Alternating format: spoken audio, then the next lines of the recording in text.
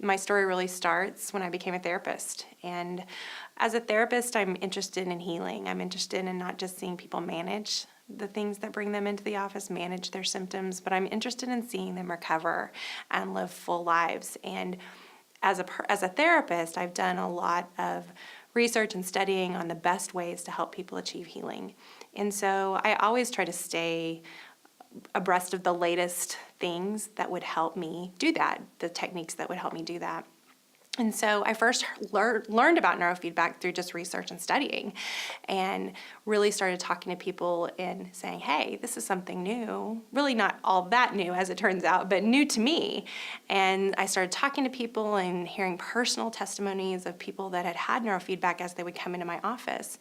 And so as a result, I started researching it and really found out there's some great science behind it and said, you know what, this is worth a shot. And so my first experience with abundant living was that I sent some clients here and had really done great therapy work. I felt like, my clients were doing great therapy work, but there was just a piece that we couldn't get past.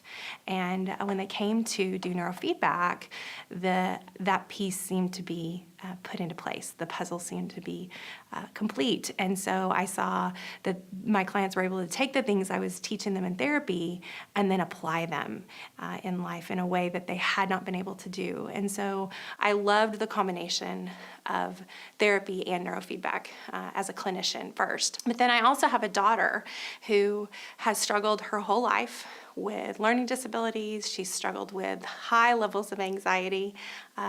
She has been in and out of therapy at various points for that anxiety. And when she turned 17, I really, even as a clinician that happens to have a daughter, but I just knew we were in over our head. Her anxiety, I could work with her on things with her anxiety, but she couldn't implement the things that I was teaching her to do. And so we came and we met with Anna, and I think the turning point for me was when I saw the EEG, and there were things that I hadn't told Anna in the intake that were present in her life that were part of that EEG. And I saw on paper, and she saw on paper how those things were real and they weren't just something that was a failure on her part or that she needed to just try harder to get over. And so she came in and she started doing the neurofeedback, and I was waiting expectantly to start to see the gains. And really within about 5 or 6 sessions, I saw her do things that were very atypical of her.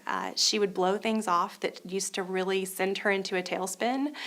She would come home. I remember one day she came home and said she'd had an argument with some friends, and she said, yeah, but it's okay, and just went to her room. And I about fell out of my chair, and my husband and I looked at each other and we said, we can't remember the last time that happened.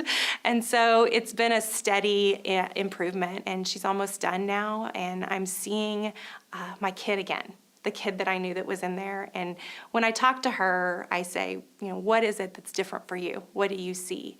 And she said, I just can do things better. I'm just happier. And she talked about anxiety and specific fears she had. And she said, I still have them, but I can tell them to go away.